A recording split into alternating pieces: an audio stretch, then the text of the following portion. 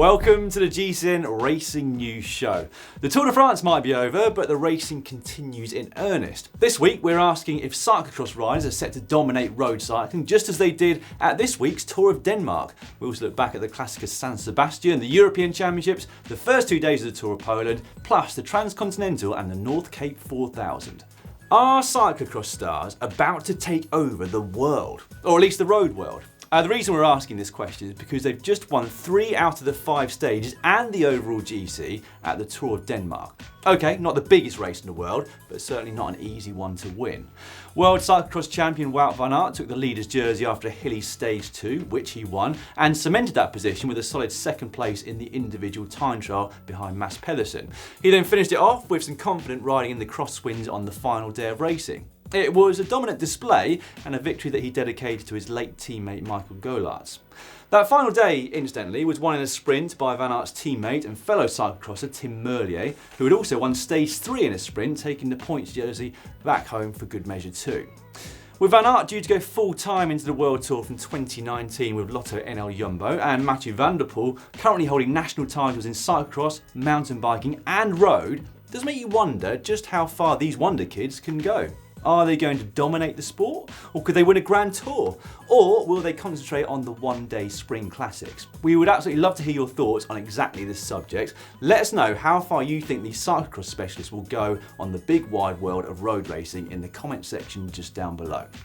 Personally, I think they'll be winning a lot of the one-day classics. Possibly, in fact, as soon as next season. Van der Poel's team have just applied for a Pro Continental licence, so we could potentially see him compete in those races next year, which would be very, very interesting and also very exciting. Incidentally, if you're completely perplexed by that merger between Verandas Willems Crelan and Aqua Blue Sport, don't worry. So are we. Basically, Aqua Blue Sport put out a press release last week saying that the 2 teams were going to merge for 2019 onwards, a release that was later rescinded, and we've not really heard much since. Bit weird. More on that on tomorrow's GCN show if we get any more information. The Clasica San Sebastian used to be one of the 8 one-day races that made up the World Cup before the World Tour came along. It's not a monument, but at 230 kilometres distance and in its 38th year, it's most certainly a prestigious race to win. This year's race, though, was badly marred by a particularly bad crash that came just inside the last 20 kilometres. Ben King of Team Dimension Data looked around briefly, and in that moment, a rider from Lotto NL Jumbo cut in front of him and took him down, which set off a chain reaction that brought down a whole host of the favourites for the day. Worst off were Egan Bernal, who suffered serious facial trauma according to his team Sky, and Mikel Landa, who fractured his L1 vertebrae. Both will be out of action for a significant period, and we wish them both the best in their recovery. King later apologised on Twitter with this, although to be fair, I think it's still debatable as to whether or not it was actually his fault. The main race action came on the last climb of the day, the brutal Alto de Murgel, with pitches upward of 20% in terms of gradient. It served as a launch pad for Bauke Mollema. The Dutchman has competed at this race 7 times and always finished inside the top 9, taking the win finally last year. And he was looking good for a repeat this year. That was until man of the moment Julian Alaphilippe caught him right at the crest of that final climb. The duo quickly forged a 30-second lead, and the rest soon realised they would be riding for 3rd place on the day. Mollema, though, must have quickly realised that he was fighting for 2nd place. He was no match for Alaphilippe in the final sprint, the Frenchman taking his first victory at a race that suits him down to the ground. Now, there was also some good news from the organisers of that particular race. They are said to be running a women's event on the same day as the men's, this time next year. Over at the European Championships in Glasgow, the track racing is in full swing right now, but we've also seen the first road race, which was the women's that took place on Sunday. There, one of the most notable performances came from 19-year-old Sophie Wright, as she found herself off the front solo for a full 80 kilometres of the race. Now, Wright has also got a background in cyclocross. She was a national and European junior champion a couple of years ago, and also in mountain biking, in which she's also been a national champion. So watch out for her in the very near future, in frankly pretty much every discipline of the sport.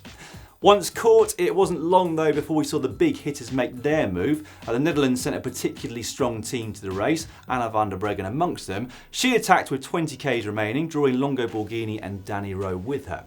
They were later joined by Floortje Mackay. So now with 2 in front, the Dutch looked to be in a great position. But then, for some reason, they also decided to chase that group from behind. Nobody seems to really know why, but what they did achieve was bringing everything back for a bunch sprint, in which they finished second with Marianne Vos behind the Italian Marta Bastianelli. It was an incredible ride though by Lisa Brennauer to get third, because just the previous day she qualified for and then won the final of the individual pursuit championships on the track with a very fast winning time of 3 minutes 26 seconds, .876, which was a new German record. Speaking of the track, there were a couple of notable performances there.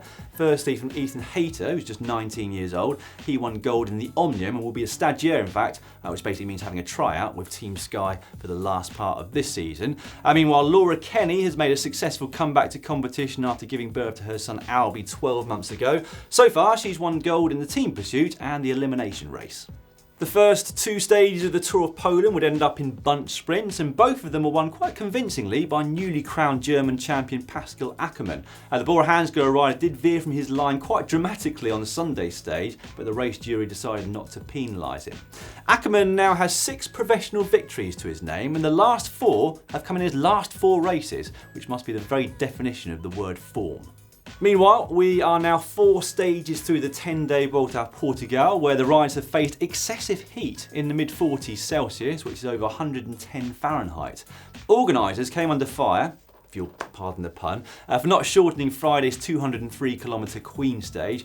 Firefighters have been using hoses to cool the riders down from the side of the road, but that was far from an effective solution. The riders themselves said it's been like riding in a sauna or into air from a hairdryer, and it's had quite a severe effect. Amongst the many to abandon already is Lewis Bendixson. He collapsed through heat stroke and kidney failure after spending 3 hours trying to pee in the dope control after one of the early stages. Now, you may be wondering why the extreme weather protocol wasn't implemented at this race, but it's because of the level it's at. It's a 2.1, which basically means it's not covered by that protocol, but then surely it's just a case of being sensible by the race organisation. Sunday's Queen stage was shortened by them, but then only by 27 kilometres. The heat, though, doesn't seem to have affected last year's winner, Raul Arlason, who won stages 3 and 4 and now has almost a minute's advantage in the general classification. Now, if you haven't already checked out Catherine's videos from the Transcontinental event, then I can thoroughly recommend them. I will link to one at the end of this racing news show. But an update from the event itself. Last year's winner James Hayden currently leads, having completed the brutal CP4 section of the event, something that this photo from Camille McMillan perfectly encapsulates. Hayden has a lead of around about 80 kilometres over Bjorn Leonard as we record this. In the first few days, the competition was close between the experienced ultra-endurance cyclist James, Bjorn and Bernd Poel, but a fall for Bernd and an injury put him out of the race, whilst Bjorn suffered a rib sidewall at CP3. Meanwhile, over at the Northcape 4000, the frontrunners are now well on their way to Santa Claus office in Finland. Ian Walker is now in the race lead, having taken over from early pace setter Cal Robleski. Walker has been surviving on just 1 to 2 hours of sleep per night. Like all competitors, has also had to deal with some pretty brutal roads, particularly through Poland, where the surface left a lot to be desired. Before we finish this video and sticking with ultra endurance for a few more moments, it does seem as though breakaway specialist Thomas de Gent is about to embark on some bikepacking himself, along with teammate Tim Wellens. That is not a pairing that I would like to try and keep up with. Also, 3-time winner of the Transcontinental is Belgian Christophe Allegaert, and he's setting off to attempt the Land's End to John O'Groats' Land's End record, completely self-supported and aiming to do that in just 5 days for the 1,880 miles. Tune back in next week to see if he's made it. Right, that is all for this week's show, but we'll be back next week for the conclusion of the Tours of Portugal and Poland, plus the Tour of Utah, the Volta a Burgos, the Men's European Championships road race, and the Swedish rounds of the Women's World Tour, so make sure that you join us then. In the meantime, here's the video I was talking about a little earlier on, why the Transcontinental race is the new Tour de France. Click down here for that video.